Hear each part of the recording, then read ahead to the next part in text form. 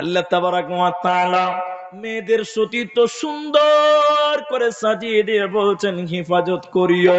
পৃথিবীতে যত আলেম, যত হাফিজ, কারি, মাওলানা, মুফতি, মুহাদ্দিস, আফদাল পীর, পয়গম্বর, নবী, রাসূল সবাই এই রাস্তা দিয়ে পৃথিবীতে আসবে। হেফাজত করিও, হেফাজত করিও। ওয়াহফাজনা ফুরুজাহুন্না। আল্লাহ বলছে যদি তুই নষ্ট করে দিস, সতীত্বর যদি নষ্ট করে দাও, তোমার জায়গাতে আমি ভালো সন্তান রাখবো না। অতএব তুমি ভালো সন্তানের মা হতে পারবে না। এরপরে আল্লাহ বলছে ওয়ালা ইবদিনা জিনাতাহুন্না। আর তোমরা তোমাদের রূপ সৌন্দর্যকে ঢেকে নাও, তোমরা তোমাদের জিনাতকে ঢেকে নাও, তোমাদের শরীরের অবকাঠামোগুলোকে ঢেকে নাও। বিশেষ করে গলা, আপনার কিনা গলার এই জায়গাটা আপনারা ঢেকে নাও, উড়নাটা দিয়ে ঢেকে নাও। খবরদার পরপুরুষকে দেখাবে না। মুখ ঢাকা নিয়ে মতবিরোধ আছে, তবে আমার মত হচ্ছে মুখ ঢেকে চলেন। ফিতনার জামানা, মুখ ঢেকেই চলুন, রাস্তাঘাটে মুখ ঢেকে চলুন, এটাই সর্বোত্তম কথা আপনাকে বলছি। কেন মুখ ঢাকবেন? মেয়েরা, মেয়েরা সারা জীবন মুখ ঢেকে চলবে রাস্তায় কেন? ফর এক্সাম্পল দিচ্ছি, তাহলে এটাও বুঝতে পারবেন আপনি। ঝাড়খণ্ড পাকুড়ে গেছেন কেউ? আপনারা পাকুড় গিয়েছেন কেউ? পাকুড়, হিরণপুর, পাকুড় যাননি? বর্ধমানের দুর্গাপুর গিয়েছেন? দুর্গাপুর তাও কেউ যাননি? তাহলে আপনাদেরকে বুঝাই, তাও বুঝার চেষ্টা করেন। ঝাড়খণ্ডে কয়লা পাওয়া যায় হিরণপুরে, পাকুড়ে পাথর পাওয়া যায় মাটির তলে। বিরাট বড় বড় খাদান আছে, রাত দিন পাথর বের করছে, আর গোটা ভারতের কানায় কানায় পাথর সাপ্লাই করছে পাকুড়ের পাথর। বর্ধমানে আছে কয়লা, হিরণপুরে আছে কয়লা। তো মাটির তলে কয়লা আছে কি করে বুঝেন জানেন? কি করে বুঝতে পারে? বৈজ্ঞানিকরা আছে, ইঞ্জিনিয়াররা আছে, বিরাট বড় বড় পাইপ মাটির তলে ভুজ ভুজ ভুজ ভুজ করে ভরে দিচ্ছে। এরপরে বিরাট বড় বড় কম্পিউটার নিয়ে বসছে, আর কম্পিউটার দেখছে আর বলছে এত ফুট নিচে পানি আছে, তার নিচে লাল মাটি, তার নিচে পাথর আছে, তার নিচে কয়লা আছে, তার নিচে আলকাতরা আছে, তার নিচে আব্রু আছে, সব বলছে। কম্পিউটার দেখছে বলেই তো, নাকি? কথা বলেন এরা? টুক করে যদি আমি যে একটু হাতাটা নামিয়ে দিই, কারেন্টটা যদি বন্ধ করে দিই, ওর বাপ বলতে পারবে? ওর যত বক বক সব বন্ধ হয়ে যাবে যদি লাইনটা একবার কেটে দেওয়া হয়, হবে কিনা? তো আমার আল্লাহ বলছেন, হে মেয়েরা, সারা পৃথিবীর পুরুষেরা এরা হলো বৈজ্ঞানিক কম্পিউটারের মতন। যখন তোমার এই স্ক্রিনটা দেখবে আর ও গবেষণা করবে, এর নিচে এই আছে, তার নিচে এই আছে, তার নিচে এই আছে। যখন বোন তোমার মুখটা কোন পুরুষ দেখবে, তোমার থুতিনিটা যখন কোন পুরুষ দেখবে, ও তখন মনে মনে কল্পনা করবে, মুখ যদি এত সুন্দর হয়, নিচেটা আরো কত সুন্দর, তার নিচে আরো কত সুন্দর, তার নিচে আরো কত সুন্দর। এজন্য মারে বোনরে, তোমরা তোমাদের শরীরকে ঢেকে নাও, মুখটাকেও ঢেকে নাও, এই মুখ দিয়ে যেন কোনো পুরুষ গবেষণা করতে না পারে। ঢেকে রাখো। মেয়েরা সম্পদ, বাড়িতে থাকবে এরা। আমরা এগুলো বুঝি না। পর্দার কথা বললে মানুষ মনে করে এটা একটা বোঝা। আমি বেশি লম্বা করছি না, পর্দা জিহাদ সম্পর্কে বলতে হবে। শুধু একটা বইয়ের নাম বলছি, কিনবেন, পড়বেন, বাংলা কিতাব, ইফটিজিং এর কারণ ও নারীদের হিজাব ফ্যাশন। বর্তমান পর্দাও হয়ে গেছে এক রকমের ফ্যাশন। ইফটিজিং এর কারণ ও নারীদের হিজাব ফ্যাশন, বাংলা চটি বইটা কিনে দেখবেন পর্দার কি গুরুত্ব আছে। মারে বোনরে, আল্লাহ কিয়ামতের দিন জাহান্নাম দিবে যদি পর্দা না করো। কারণ নামাজ পড়াটা ফরজ, পর্দা করাটাও নারীদের জন্য ফরজ। নামাজ পড়াটা ফরজে আইন, আপনার পর্দা করাটাও ফরজে আইন। নামাজ না পড়লে গুনাহ হয়, জাহান্নাম যেতে হয়। আর ফরজ পর্দা না করলে তবু মায়েদের জাহান্নাম যেতে হবে, কোনো উপায় রবে না। কিন্তু দুনিয়াটা হয়ে গেছে উল্টা। উল্টা মানে, কুমিরপুরে হাট যান আপনি, কুমিরপুরে হাট একবার দেখবেন, একটা মেয়ে, তার বয়স কম বেশি ৭৫ বছর। কত বছর? ৭৫ বছর। লম্বা চাদর গায়ে দিয়েছে, বুঝলে, মাথায় উড়না, ওই দাদি ৭৫ বছর হয়ে গেছে, ওর চোখটাও কেউ দেখতে পায় না, এত সুন্দর ঢেকে থাকে। থাকে কি থাকে না? আমাদের মা চাচিরা ঢেকে থাকেনি? আর ওই দাদির পেছনে ২০ বছরের একটা যুবতী মেয়ে, ও সব বুঝা যাচ্ছে, মাথায় উড়নাটাও দেয় নাই। কথা হয় না বলুন? এই দাদি যদি ৭৫ বছরে এত লম্বা চাদর ঘুমটা দিয়েছে, ও যদি উড়না নাই দেয় মাথায়, ওই বুড়ি দাদি দিয়ে কেউ তাকাবে? কথা বলে না? কেউ তাকাবে? তাকাবে না। তাকাবে কার দিকে? পতিনের দিকে তাকাবে। যে মেয়েটার ১৮ বছর, যে মেয়েটার ২০ বছর, ২৫ বছর, ৩০ বছর, এই মেয়েটার দিকে সবাই তাকাবে। তাহলে এই মেয়েটার শরীরে চাদর জুটলো না, যার দেওয়ার প্রয়োজন সে দিল না, আর যার দিকে কেউ তাকাবে না সে লম্বা বুরখা পরে বসে আছে। এটাই হইল বাস্তবতা। ঠিক কিনা জুড়ে বলুন? আমরা বুঝি না কাকে পড়তে হবে। অতএব নিজেকে সতর্ক হয়ে যান। তাহলে পর্দা হলো ফরজে আইন, না করলে কঠিন জাহান্নামী হতে হবে। এবার চলুন জিহাদ। জিহাদ কাকে বলা হয়? আল্লাহ তাবারাক ওয়া তাআলা কোরআনের ভিতরে বলছেন, কুতিবা আলাইকুমুল কিতাল, তোমাদের উপরে কেতালকে ফরজ করা হলো, জিহাদকে ফরজ করা হলো। জিহাদ কাকে বলা হয়? একটু করে আপনি বোঝার চেষ্টা করেন। বর্তমান ফিলিস্তিনের যা অবস্থা, মুসলিমেরা লড়াই করছে বাইতুল মুকাদ্দাসের জন্য, নিজের মাতৃভূমির জন্য। যদি সরকার অনুমতি দেয় তাহলে জিহাদ, ওই জিহাদের ময়দানে আপনি যাবেন। তা আল্লাহ তাবারাক ওয়া তাআলা জিহাদের ব্যাপারে 2023 সালে আজকের দিনটা মনে করলেন। ফিলিস্তিনের দিকে তাকিয়ে দেখেন, মনে হচ্ছে যে কোরআনের আয়াতটা আল্লাহ মনে হচ্ছে দেখে দেখে বলছেন, আল্লাহ আজকে ফিলিস্তিনে দেখে মেয়েরা কাঁদছে, বাচ্চারা কাঁদছে, অসহায় বৃদ্ধরা কাঁদছে। তো আমার আল্লাহ বলছেন, হে পৃথিবীর মুসলমানেরা, ওমা লাকুম লা তুকাতিলুনা ফি সাবিলিল্লাহ, আর তোমাদের কি হয়েছে?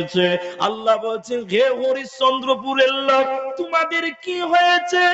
লা তুকাতিলুনা ফি সাবিলিল্লাহ, তোমরা কেন আল্লাহর রাস্তায় লড়াই করছো না?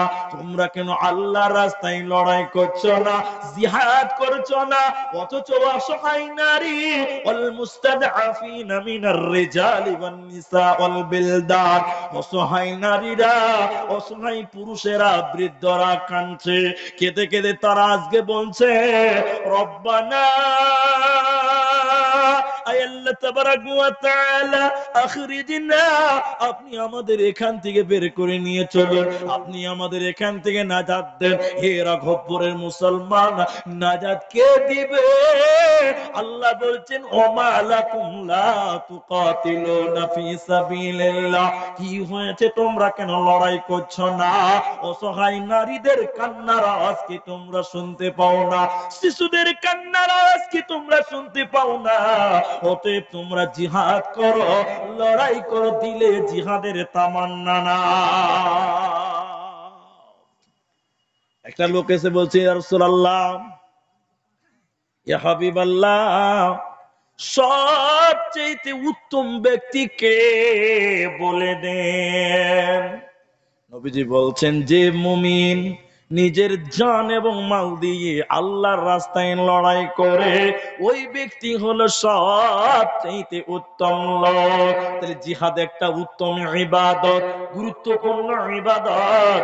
নবীজি বলছেন, যদি জিহাদ করতে করতে কেউ মারা যায়, শহীদ হয়ে যায়, ওদেরকে মৃত্যু বলিও না, ওরা বিনা হিসাবে আল্লাহর জান্নাতে যাবে।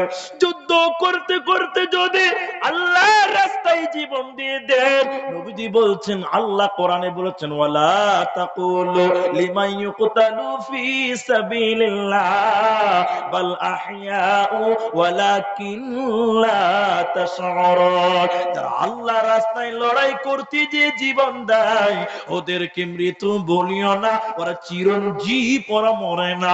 ওদেরকে আমার নবী বলছে, আল্লাহ বিনা হিসাবে জান্নাতে দিবে, কোনো হিসাব লাগবে না, লাগবে না। বিনা হিসাবে আল্লাহ জান্নাত দিবে। জিহাদের তামান্না বুকে রাখেন। মওত চাওয়া হারাম, মওত চাওয়া হারাম, তবে জিহাদের মওত চাওয়া আবার হালাল।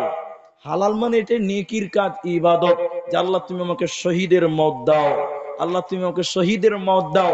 এই জিহাদের তামান্না চাওয়া, শহীদের মওত চাওয়া, এটা ইবাদত, এটা হারাম নয়। তাহলে জিহাদ, নবীজির কাছে একটা ছেলে এসে বলছেন, হুজুর অনুমতি দেন আমি জিহাদে যাব। নবী বললেন তোমার মা বাপ আছে?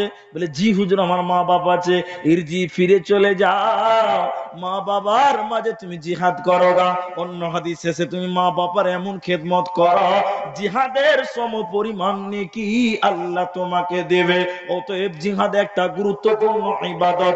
বিশ্ব নবী নিজে জিহাদ করেছে, আর সাহাবীরা কতজন জান দিয়েছে, মাল দিয়েছে। তাই আল্লাহ কোরআনে বলছেন আল্লাযীনা আমানু ওয়া হাজারু ওয়া জাহাদু ফি সাবিলিল্লাহ, যারা ঈমান আনলো, হিজরত করলো, জান এবং মাল দিয়ে আল্লাহর রাস্তায় লড়াই করলো, চাই শহীদ হোক চাই গাজী হোক না কেন, এরাই হলো প্রকৃত সফল লোক, এরাই হলো কামিয়াব। জান আর মাল দিয়ে লড়াই করা, কারণ রাসূলের যুগে জিহাদ হতো জানের বিনিময়, মালের বিনিময়। জান দিয়ে লড়াই যেত, মালও দিয়ে যারা তো জিহাদে যেত। মালেরও প্রয়োজন জিহাদে, জানেরও প্রয়োজন জিহাদের জন্য, দিনের জন্য। কত ভালোবাসেন আল্লাহ তাদেরকে জানেন? আল্লাহ রাসূল বলছেন দুটি ফোঁটা, আল্লাহ নবী বলছেন দুটি ফোঁটা, ফোঁটা মানে কপালের ফোঁটা না, এই পানির ফোঁটা বলে না, পানির ফোঁটা, এক ফোঁটা ওষুধ খাওয়ারে এই যে ফোঁটা বলে কিনা, এই যে ফোঁটা। তো রসুল বলছেন দুটি ফোঁটা আল্লাহর কাছে এত প্রিয়, এত প্রিয় কোন জিনিস আল্লাহর কাছে আর দ্বিতীয় কোনো ফোঁটা নাই এই দুটা বাদে। দুটা ফোঁটা কিসের? এক হলো আল্লাহর ভয়ে কাঁদে চোখের পানির ফোঁটা। দ্বিতীয় নম্বর নবী বললেন মুশরিকেরা যখন মুজাহিদদের আঘাত করে ওই শরীর থেকে যে রক্ত বের হয় ওই রক্তের ফোঁটা আল্লাহর কাছে এত প্রিয় বন্ধুরে, অত প্রিয় জিনিস আল্লাহর নজরে আর কিছু নাই। এরপর নবীজি বলছেন দুটি চিহ্ন, দুটি চিহ্ন এত প্রিয়, দুটি চিহ্ন আল্লাহর কাছে এত প্রিয়, এত প্রিয় চিহ্ন আল্লাহর কাছে আর কিছু নাই। চিহ্ন দুটি কি? ফরজ ইবাদত করতে গিয়ে যে চিহ্ন হয় ওই চিহ্ন। এই ফরজ ইবাদত করতে যে চিহ্ন কার হয়? দেখবেন নামাজ যারা পড়ে, নামাজীদের কপালে দেখবেন দাগ থাকে, থাকে না? যারা নামাজ পড়ে ওদের কপালে দাগ থাকে কি থাকে না? থাকে। ফরজ ইবাদত করতে গিয়ে কপালে যে দাগ হয়, যে কোনো ফরজ ইবাদত করতে গিয়ে তার মধ্যে নামাজ পড়লে দেখবেন কপালে দাগ হয় মুসল্লিদের। শুধু তাই নয়, পায়ের গোড়ালু, এই জায়গাতে অনেকে গোড়ালু বলে, কাপ কাপ এই জায়গাটা, এই গোড়ালু দেখবেন মোটা হয়, চামড়া দেখবেন চুলে যায়। তো নবী বললেন দুটি চিহ্ন এত প্রিয়, দুটি ফোঁটা এত প্রিয়, এই মোট চারটা জিনিস আল্লাহর কাছে সবচাইতে বেশি প্রিয়। আপনার কিনা চিহ্নগুলো কোনটা? ফরজ ইবাদত করতে গিয়ে যে চিহ্ন হয়। দ্বিতীয় নম্বর, যখন সাহাবীরা মুসলমান মুজাহিদেরা যুদ্ধে চলে যায় আর মুশরিকেরা যখন তাদের আঘাত করে, মুশরিকেরা যখন তাদেরকে মারে, যে দাগ হয়, যে চিহ্ন হয়, যে আঘাতের চিহ্ন হয়, এই চিহ্নটা, দ্বিতীয় নম্বর এই চিহ্নটা আল্লাহর কাছে সব চাইতে প্রিয়। অতএব জিহাদে তুমি যাবে কেমন? জান এবং মাল দিয়ে লড়াই করো। আল্লাহ বলছেন এদেরকে বিনা হিসাবে আমি আল্লাহ জান্নাত দিব, কোনো চিন্তা রবে না, রবে না।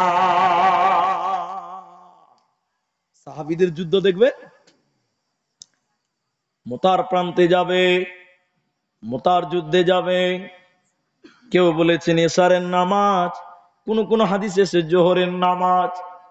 আল্লাহর নবী মনে করলেন এশারের নামাজ, এশারের নামাজ পড়ে দিয়ে দেখেন মসজিদে নবীজি দাঁড়িয়ে গেলেন, দাঁড়িয়ে বললেন সবাই বসে যাও, কেউ উঠবে না, বসে যাও। রাসূলের আদেশ পেয়ে সঙ্গে সঙ্গে সবাই বসে গেল। নবীজি বললেন যায়েদ ইবনে হারিসা কই? যায়েদ বিন হারিস কই? যায়েদ বিন হারিস বলছেন লাব্বাইক ইয়া রাসূলুল্লাহ, উপস্থিত আছি নবী গো। দ্বিতীয় নম্বর বললেন অমুক জন কই, ফুলানুন ফুলানুন ফুলানুন। নবীজি বললেন জাফর ইবনে আবি তালিব কই, তুমি দাঁড়াও। লাব্বাইক ইয়া রাসূলুল্লাহ। শুনলেন মায়েরা সাহাবীদের যুদ্ধের ঘটনা, জিহাদের ঘটনা। তারা মওতকে ভয় পায়নি, জিহাদের তামান্না, শহীদের তামান্না নিয়ে তারা লড়াই করেছে। নবীজি তিন নাম্বার বললেন আব্দুল্লাহ ইবনে রাওয়াহা, কোথায় আছো? লাব্বাইক ইয়া রাসূলুল্লাহ, মসজিদে উপস্থিত নবী গো। নবীজি বললেন মোতার প্রান্তে লড়াই হবে, যজ্ঞবুতার যুদ্ধে যেতে হবে। এই যুদ্ধে আমি সরাসরি যাব না, আমি তোমাদের তিনজনকে এই যুদ্ধের কমান্ডার বানালাম, এই জিহাদের সেনাপতি বানালাম। তোমরা তিনজন, প্রথম হলো যায়েদ বিন হারিস, দ্বিতীয় নম্বর জাফর ইবনে আবি তালিব, তিন নম্বর আব্দুল্লাহ ইবনে রাওয়াহা। এই তিনজনকে আমি যুদ্ধের সেনাপতি বানালাম। এরা যখন শহীদ হয়ে যাবে, যুদ্ধের পরিস্থিতি দেখে তোমরা চতুর্থ সেনাপতি বানিয়ে নিও। এইভাবে নবীজি তাদেরকে যুদ্ধের জন্য নির্বাচন করলেন। এবার নবীজি বললেন যাও যাও যাও, তোমরা বাড়িতে গিয়ে তোমরা দেখা করে এসো, তোমরা বাড়িতে গিয়ে একটু সাক্ষাৎ করে এসো, তোমাদের জিহাদের ময়দানে চলে যেতে হবে। হযরত যায়েদ যখন দাঁড়ালেন, মা আমার, বোন আমার, এই যায়েদের বাবা মা কেউ ছিল না। এই যায়েদের বাবা মা ছিল না বলাটা কেমন হলো? যায়েদ ছিল নবীজির গোলাম, যায়েদ নবীজির কাছেই মানুষ হয়েছিল, যায়েদ ছোটবেলা থেকে রাসূলের কাছেই মানুষ হয়েছিল। তখন যায়েদের ঘটনা তাহলে 1-2 মিনিটে আপনাকে বলি। যায়েদ যখন 8 বছরের বাচ্চা, যায়েদ যখন নাবালক, যায়েদ তার মা এবং খালার সঙ্গে তার নানির বাড়ি যাচ্ছিল। মনে করেন রাঘবপুর থেকে আপনার কিনা ভালুকা রোড মানে শামসিতে মনে করলেন যায়েদের নানির বাড়ি। আর যায়েদের মা এবং খালা মানে তার দু মায়ের একই গ্রামে বিয়ে হয়েছে, তার মায়েরা দু বোনের একই গ্রাম রাঘবপুরে। এবার তার মায়েরা মনে করলো চলো বাপের বাড়ি যাব। যায়েদ নাবালক, তাকে বলছে বেটা রে চল শামসি তোর নানির বাড়ি যাবি। বাচ্চা ছেলে নানির বাড়ির কথা শুনেই তো নাচতে লেগে যাবে আনন্দেতে। এবার বাচ্চা যায়েদ মরুভূমিতে একবার খালার হাত একবার মায়ের হাত ধরে নাচতে নাচতে নানির বাড়ি যাচ্ছিল। কিন্তু বন্ধুরে, যেতে যেতে রাস্তাতে ডাকাতের দল, ছিনতাইয়ের দল, ডাকুর দল, ছিনতাইয়ের দল হযরতে যায়েদকে তার মা এবং খালার কাছ থেকে চুরি করে নিল। দুটি মেয়ের গায়ে বল কম, তাই তাদের কাছ থেকে কেড়ে নিল। এই যায়েদকে কেড়ে নিয়ে এসে চলে এলো কোথায়? মদিনার বাজারে ডাকাতেরা নিয়ে চলে এলো। লুটেরার দল মদিনার বাজারে আনলো কেন? বিক্রি করার জন্য। সে জামানায় গোলাম বিক্রি হতো, মানুষ বিক্রি হতো। যায়েদের মা কেঁদে কেঁদে আতপাগলি হয়ে গেছিলেন। এবার যায়েদকে বিক্রি করার জন্য ডাকাতের দলেরা, ছিনতাইয়ের দলেরা তারা দাঁড়িয়ে আছে মদিনার বাজারে। এই যায়েদকে কিনবে কে? এই যায়েদকে কিনবে কে? না রাসূলের প্রথম বিবি আম্মা জান খাদিজা রাদিয়াল্লাহু তাআলা আনহার ভাতিজা, তার ভাস্তা। সে যখন যায়েদকে দেখে পছন্দ হলো, সে মনে মনে নিয়ত করলো এই বাচ্চাটা আমার ফুফু খাদিজাকে দিব, যেহেতু তার স্বামী নাই। এবার এই বাচ্চাটা কিনে নিল আম্মু জান খাদিজার ভাতিজা। সে চলে গেল যায়েদ এবার তার আম্মা জান খাদিজার ভাতিজার কাছে। এবার সে ছেলেটা নিয়ে চলে গেল কথা আম্মা জান খাদিজার কাছে, যে বলছে ফুফু আমার, এই বাচ্চাটা আপনার জন্য নিয়ে এলাম, যখন যে প্রয়োজন হবে বাচ্চাটাকে আপনি ব্যবহার করবেন, কাজকর্মে কাজে লেগে যাবে। এবার বাচ্চা যায় চলে গেল কোথা? আম্মা জান খাদিজার কাছে চলে গেল। যেদিন আম্মা জান খাদিজার রাসূলের সঙ্গে বিয়ে হয়ে যায়, আম্মা জান খাদিজা সবকিছু নবীজিকে দান করে দিয়েছিলেন। শেষের বেলায় এই বাচ্চা যায়েদকে হাত ধরে নিয়ে বলেছিলেন ইয়া রাসূলুল্লাহ, স্বামী আমার, এই বাচ্চাটার নাম যায়েদ, একে আমার ভাতিজা আমার জন্য নিয়ে এসেছিল, আজকে আমি আপনাকে দিয়ে দিলাম। কখনো উজুর পানি আনতে হবে, কখনো জুতো সোজা করতে হবে, যখন যে কাজ প্রয়োজন হবে আপনি করে নেবেন। এই বাচ্চা যায়েদ চলে গেল রাসূলের কাছে, চলে গেল নবীজির সঙ্গে উঠতে বসতে একটু বড় হয়ে গেল। ভাইরা আমার, যায়েদের বাবা কেঁদে কেঁদে আতপাগলার মতন হয়ে গেছিল। যায়েদের বাবা বলেছিল ও হাওয়া, তুমি কি বলতে পারো আমার যায়েদ বেঁচে আছে না মারা গেছে? হে বাতাস, তুমি কি বলতে পারো আমার যায়েদ বেঁচে আছে না মারা গেছে? আমি পাগলা উটের উপরে উঠে তাকে খুঁজে বেড়াবো। এবার বেশ কিছুদিন পর, বেশ কয়েক বছর পর খবর দেওয়া হলো, কোন একটা লোক হজ করে যেয়ে বলছে ও যায়েদের আব্বা, আর তোমাকে কানতে হবে না, তোমার যায়েদ নবী মুহাম্মদুর রাসূলুল্লাহ সাল্লাল্লাহু আলাইহি ওয়াসাল্লামের কাছে আছে কবর লাও। হযরতে যায়েদের আব্বা কিছু মাল নিলেন, তিনি বাদশা ছিলেন, বড় লোক ছিলেন, কিছু মাল নিলেন আর তার সঙ্গে যায়েদের চাচাকে সঙ্গে করে নবীজির দরবারে এলো। রাসূলের দরবারে এসে কাঁদতে কাঁদতে যায়েদের বাপ বলছেন, ইয়া রাসূলুল্লাহ, নবী গো, আপনার কাছে যে বাচ্চাটা মানুষ হচ্ছে, নবী গো, বাচ্চাটাকে একবার ডাকেন। কেন কেন কেন? এবার যায়েদের বাপ থাকতে না পেরে কিনতে কাঁদতে কাঁদতে কাঁদতে বলছে, হুজুর, ওই বাচ্চাটার নাম যায়েদ, আমি তার বাবা। কতদিন সন্তানের মুখ দেখি নাই, ওই ছেলেটা আমার, আমি তার বাবা। সঙ্গে যিনি এসেছে তিনি চাচা। নবী, কিছু মাল নিয়ে এলাম, এই মালগুলো আপনি গ্রহণ করুন, বিনিময় ছেলেটাকে আমার কোলে ফিরিয়ে দেন। নবীজি বললেন, থেমে যাও, না না না না না, এইভাবে হতে পারে না। নবীজি বললেন, যায়েদ, লাব্বাইক ইয়া রাসূলুল্লাহ। এখনো যায়েদ তার বাবার দিকে তাকাই নাই। নবীজি বললেন, তুমি এদেরকে একবার দেখো, তুমি চিনতে পারছো নাকি একবার দেখো। হযরতে যায়েদ একবার বাবার দিকে, একবার চাচার দিকে যখন দেখলেন, বাচ্চা যায়েদ কাঁদতে কাঁদতে বলছেন, ইয়া রাসূলুল্লাহ, এটাই আমার বাবা, এটাই আমার চাচা, নবী, এটাই আমার বাপ। নবীজি বললেন, যায়েদ, ভালো করে দেখো, তুমি ধোঁকায় পড়ে যাচ্ছ মনে হয়, কারণ তুমি তো একবার ধোঁকায় পড়ে বিক্রি হয়ে গেছো। যায়েদ বলছে, না, এটাই আমার বাপ, আমার চোখ ভুল বলছে না, আমার অন্তর ভুল বলছে না, এটাই আমার চাচা। নবীজি বললেন, থাকতে চাইলে থেকে যাও, চলে যেতে চাইলে চলে যাও, আমি মানা করব না। আমি যদি বলি থেকে যাও, তুমি বাপ চাচার সঙ্গে চলে গেলে নবীর আদেশ অমান্য হবে, ঈমান থাকবে না। যায়েদ, আমি যদি বলি চলে যাও, আর যদি আমার মহব্বতে থেকে যাও, তুমি আদেশ অমান্য হবে, আমার আদেশ অমান্য হবে, ঈমান থাকবে না। থাকতে চাইলে থেকে যাও, চলে যেতে চাইলে চলে যাও, তোমার ব্যাপার। এবার বাচ্চা যায়েদ একবার বাবার দিকে অঝোর নয়নে চোখ বুলিয়ে দেখছেন আর কাঁদছেন, একবার চাচার দিকে দেখছেন, এরপর রাসূলের দিকে যখন তাকালেন, নবীজির দিকে তাকিয়ে থাকতে না পেরে হযরতে যায়েদ নবীজিকে গাড় মারিয়ে ঝরে ধরলেন, জড়িয়ে ধরে কাঁদতে কাঁদতে বলছেন, হুজুর, আব্বা ভুলে যাব, চাচা ভুলে যাব, আপনাকে ভুলতে পারবো না। পৃথিবীতে এত দামি জায়গা কেউ পাইনি, এই জায়গা থেকে আপনি আমাকে সরিয়ে দিয়েন না। আল্লাহর নবী যায়েদকে জড়িয়ে নিয়ে বলেছিল, যায়েদ রে, আমার কোন বেটা নাই, আজ থেকে তুই আমার বেটার জায়গা দখল করে নিলি। এজন্য মুফাসসিরিনগণ যায়েদকে রাসূলের প্রশ্নপত্র বলেছিল, সেই যায়েদকে মুতার প্রান্তে প্রথম সেনাপতি বানিয়েছে। যায়েদকে বলছে, যা বাড়িতে খবর দিয়া একবার দেখা করে আয়। আল্লাহর নবী সাহাবী যায়েদ দাঁড়িয়ে বলছে, হুজুর গো, আব্বা নাই, আম্মা নাই, আপনার কাছে লালিত পালিত হয়েছে নবী গো, কার কাছে যে ক্ষমা চাইবো?